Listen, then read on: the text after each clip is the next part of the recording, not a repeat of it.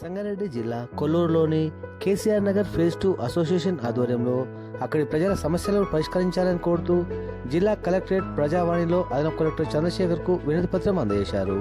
ఈ కార్యక్రమంలో KCR Nagar phase 2 association సభ్యులు షేక్ అబ్దుల్ రషీద్, ఖాజా హుస్సేన్, సిరాజ్, మహమ్మద్ అజర్, అక్రమ్, కోటేష్, రాజేందర్, శ్రీనివాస్, వెంకటేష్ రెడ్డి, అబ్దుల్ రహీం, శివ, జలానీ, ఆనంద్, కలీం, తౌఫీక్, గౌస్, రోహిత్ తదితరులు పాల్గొన్నారు.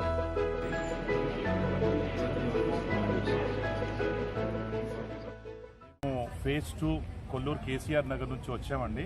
అక్కడున్న సమస్యల గురించి మాకు చాలా ఇబ్బందులు ఉన్నాయి, చాలా ప్రాబ్లమ్స్ ఉన్నాయి. కాబట్టి మేము కలెక్టర్ గారి దగ్గరకు వచ్చాం. మేము దరఖాస్తు ఇస్తానికి మేము దాదాపు ఒక 50 మంది వచ్చాం ఇక్కడ కలెక్టర్ గారికి దరఖాస్తు ఇస్తానికి. ఎందుకంటే 31కి అక్కడ సెక్యూరిటీ గార్డ్ని మొత్తం అసలు జీహెచ్ఎంసీ రెస్పాన్సిబిలిటీ అయిపోయిందని చెప్తున్నారు వాళ్ళు. కానీ ఇప్పుడు వరకు ఆ జనాలు అక్కడ మొత్తం రాలేదు. అంటే కేసీఆర్ నగర్లో దాదాపు 117 బ్లాక్స్ ఉన్నాయి. 117 బ్లాక్స్లో ఒక బిల్డింగ్లో 114, 140, 170 ఫ్లాట్లు ఉన్నాయి.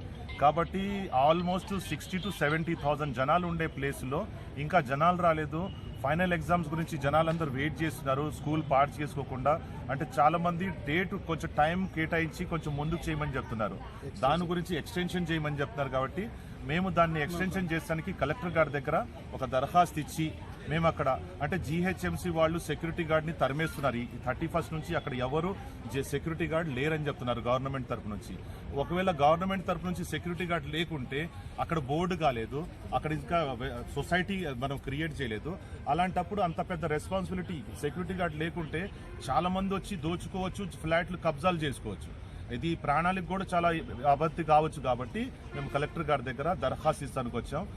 మీ మీడియా ద్వారా ప్రింట్ మీడియా ద్వారా మొత్తం తెలంగాణలో మేము కాంగ్రెస్ ప్రభుత్వానికి మేము తెలియపరిచేస్తున్నాం ఏంటంటే కేసీఆర్ నగర్ ఫేజ్ 2 వాళ్ళకి న్యాయం జరగాలి.